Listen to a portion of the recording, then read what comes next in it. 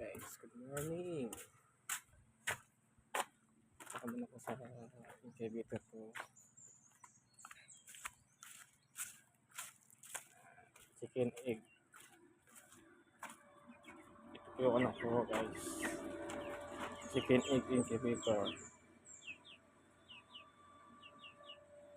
Di pa full naman kasi trip lang ito. Yung airway ko na incubator. Automatic. Tsara ko lang yan. May isa kong incubator. Yung 160 capacity.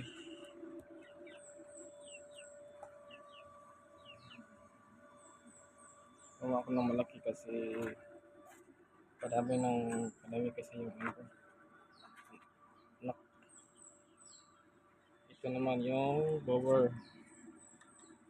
Pag nag-overheat yung incubator ko,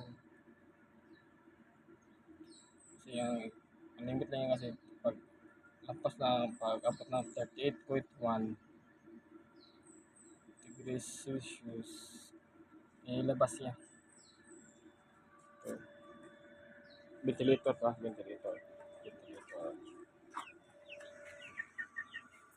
AY egg incubator. Mawala ka sa sarili ko kasi pag bumili ka, nasa 25,000 na sobrang mahal. Kaya na-DIY na lang ako. Namang nagtuturo sa YouTube. Kung gusto nyo magawa, wala lang kayo. Wala kayong bibili. Sabi outside yung pera nyo.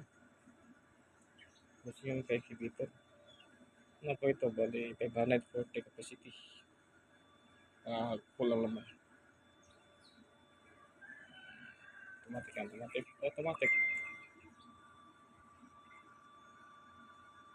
Hi guys.